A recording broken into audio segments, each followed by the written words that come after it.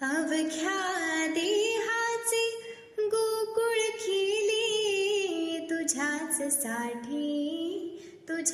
साठी माझे मी पण वाहून नेले तुझ्याच साठी आता या शांततेत वाजे आत निरामय पावा निरोप साधा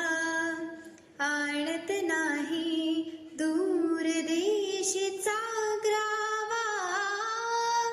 स्वैर विदेही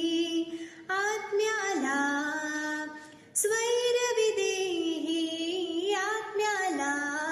शृंगारचा सोळा हो जरल्यावरी उरावा लपाछुपीचा जाळा